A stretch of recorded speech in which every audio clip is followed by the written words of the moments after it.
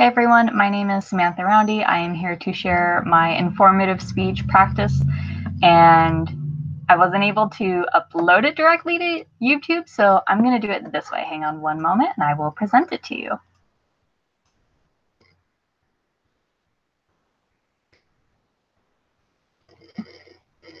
Hello, my name is Samantha Roundy, and I am here to inform you how to set and achieve goals. How many of you have ever tried to reach a goal? Did you succeed? How many of you failed? Well, I've tried to reach several goals, and unfortunately, none of my attempts ever worked.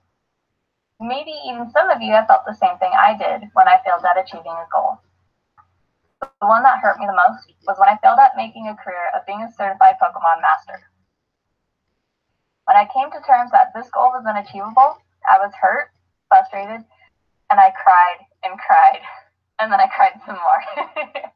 You see, not only did I just fail at reaching a goal, but I watched it as it came crashing down from the heavens, past the Earth's crust, and into the fiery depths of hell, where I imagine it's still burning for all time and eternity. So if you're anything like me, you hate to lose, give up, or walk away feeling defeated. If you think all hope is lost, you're wrong, because I've found the way to set and achieve goals. Granted, I don't have a PhD in the setting and achieving of goals, but I might as well have for the amount of time, research, and tears I put into learning about it. So within the next few minutes, I'll take you step by step through the process of determining how best to set goals by deciding what you really want to achieve, what you can do starting today to work on your goals, and avoiding the pitfalls of the false hope syndrome. We are also going to be covering how to recognize every victory along the path of success and staying passionate until the end. So without further ado, let's get started on learning how to make SMART goals. The main thing you should know is that goals should only be made after only carefully considering what you really want to accomplish. And what I mean by that is you first need to start by answering some questions, which can be anywhere from what do I want to accomplish to what are the requirements or constraints. Any SMART goal that you make is going to consist of 5 elements, which are specific, measurable, achievable, relevant, and time-bound. So if you're wanting to go and make a goal of, say, you want to fit into a smaller size dress, then your goal would be to lose weight in order to fit into that smaller size dress. However, it's specific, but it's not measurable, it's not relevant, and it's not time-bound or achievable. Actually, no, I lied. It is achievable. You can do this. But the things that you need to know are how long it is that you're going to be spending time on being able to accomplish that goal. And the way you can learn that is how answering the questions of how will I measure my progress, or how will I know when I've reached my goal? This is where measurability comes in. And basically the purpose of this is to ensure that you can measure your progress to help you keep track of how far you've come to reaching your goal and how much farther you still have to go. Also, when you measure your progress, you'll be able to figure out whether or not your steps are effective in helping you attain your goals. Furthermore, when you want to consider about making sure your goals are achievable, such as fitting into that smaller size dress, you also need to ask, how are you going to accomplish this goal? What reasonable steps should you take in order to accomplish it? This is going to sound harsh, but you need to be aware of your limitations. This way, you can set achievable goals. It would be unreasonable to set a goal for climbing Mount Everest during the middle of winter in a bikini.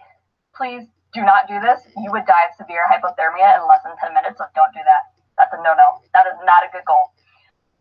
So that's why you need to be able to figure out what you can actually achieve. And I learned that the hard way by not being able to be a Pokemon master.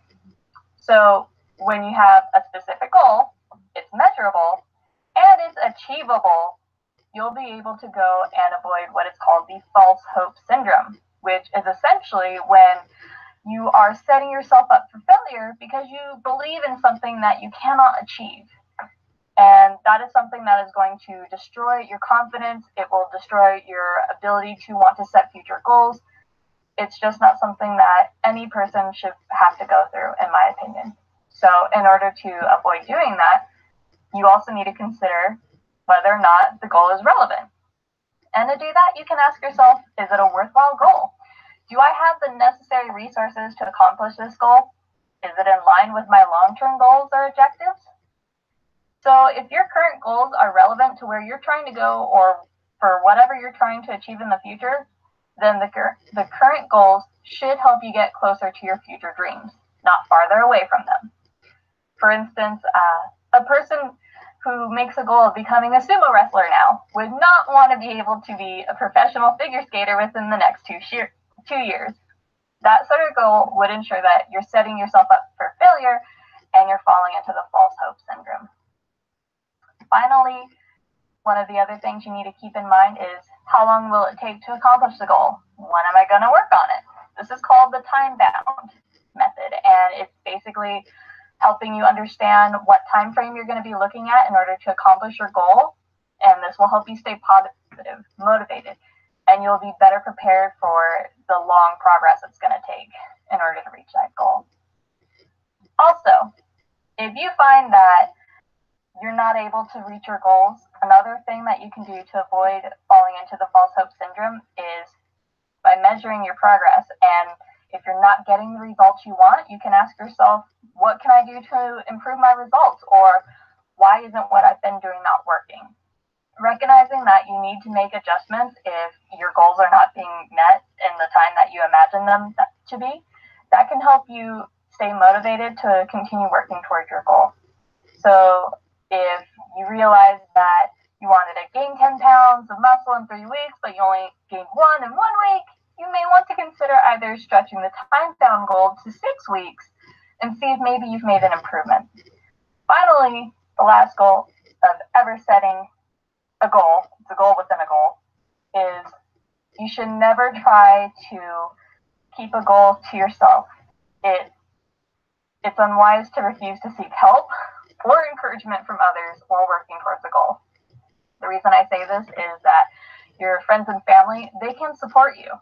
They want to see you succeed, and they may know someone that is also working on a similar goal that can hopefully be able to introduce you to them, and you can have a goal buddy that you can work alongside with. Also, the more people that know about your goal, the harder it's going to be for you to give up. And you are not going to want to feel like you've let your friends and family down or that you lied to them. So having a good support system is a really great way to be able to reach and achieve your goals. So now that you have the keys to setting realistic goals, you can use the steps covered in this talk to help you stay on track so that you can attain your current and future goals.